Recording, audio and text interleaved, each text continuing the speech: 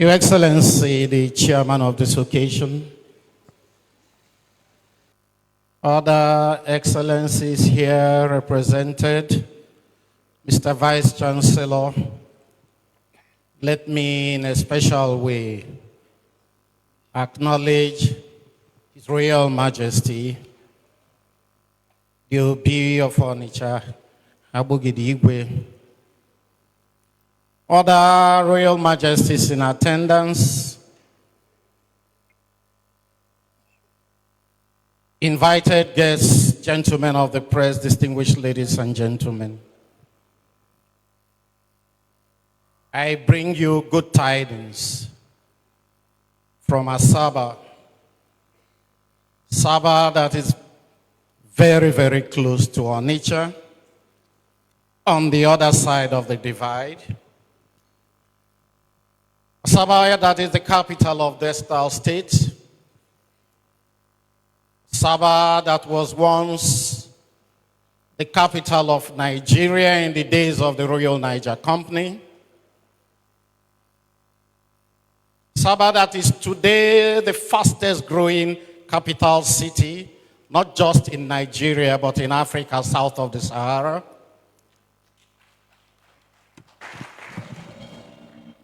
I bring you good tidings from Asaba.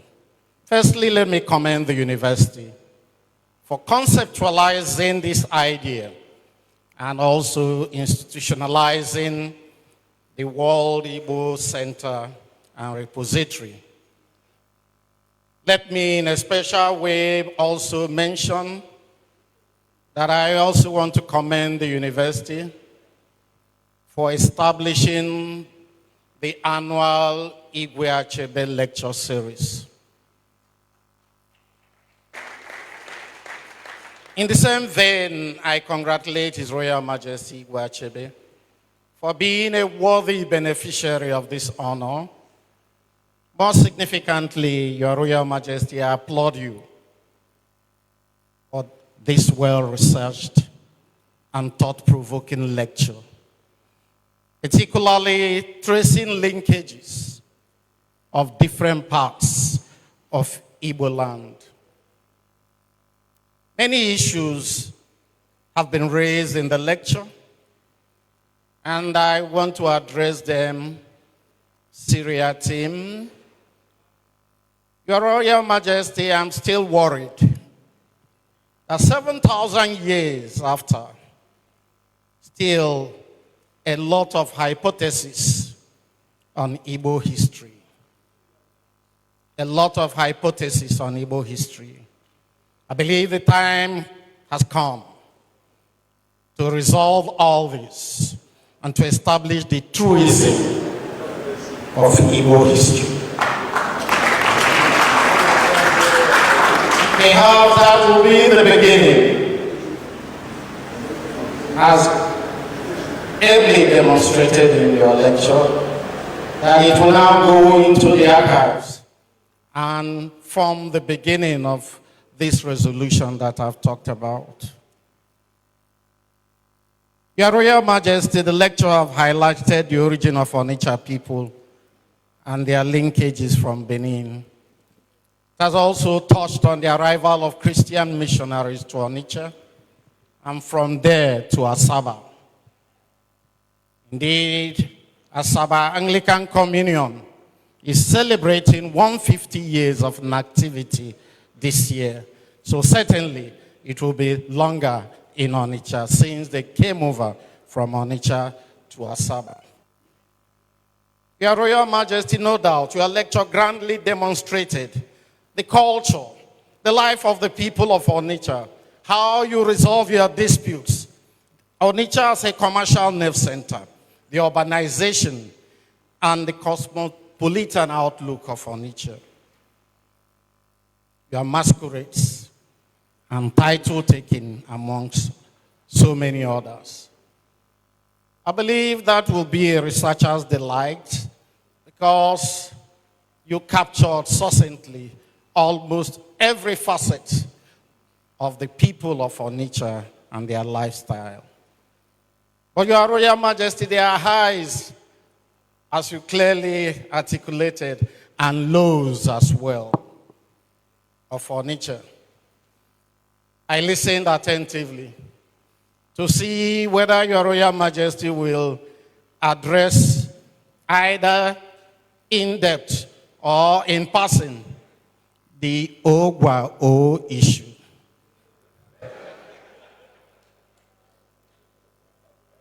But I believe Your Majesty cleverly avoided that, whether it is Onitsha Wobosi or Wobosi Onitsha, that is yet to be resolved. Your Majesty, the laws also include how Onitsha people allow the high-rise buildings in Onitsha, the defacement of the architectural culture, and the takeover of their land by supposedly non-indigenous. I believe that that was when Onitsha lost it all.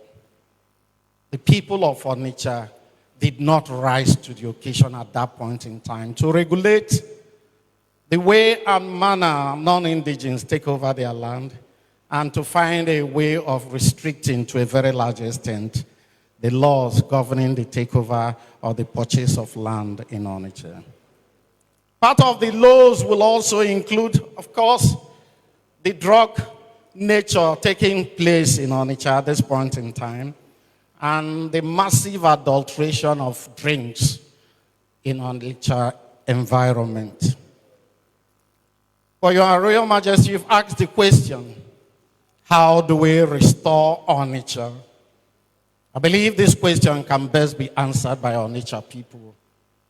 For me, it would appear that so much has gone wrong. But I know that from within the reservoir of knowledge and the resources available to Onitsha people, you stand a chance to restore Onitsha to its past glory and dignity. Your Royal Majesty, I was waiting for you to draw the link between Asaba and Onitsha. Perhaps that's why you invited me. But I didn't hear it. Before the war, there were a lot of intermarriages between Asaba and Onitsha people. Indeed, our people were questioning one another.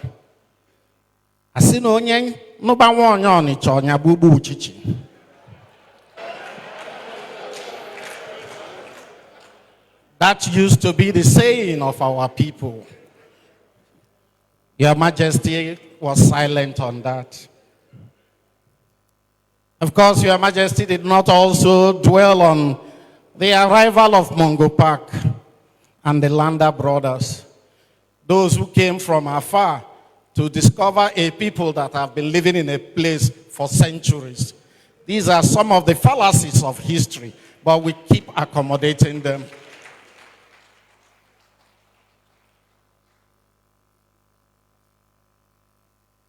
Asaba people rely solely on Onitsha market for sourcing of goods, and we still do.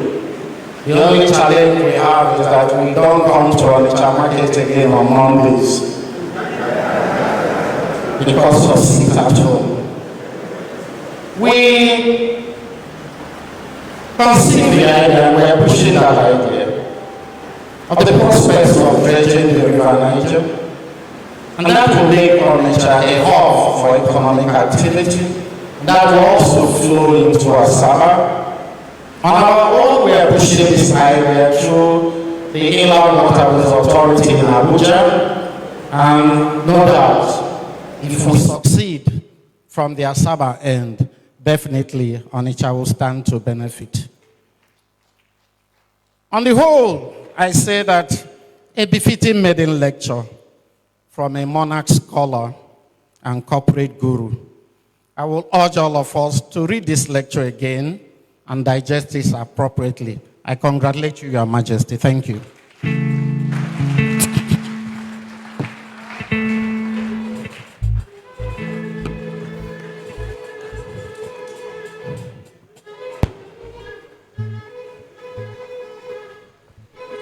Thank you, Your Majesty.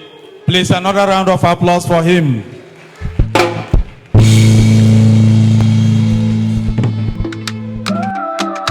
heart of the city where stories unfold. NjenjeMedia TV shining bright and bold, bringing news from the corners of the globe. Connects us together, no matter the road.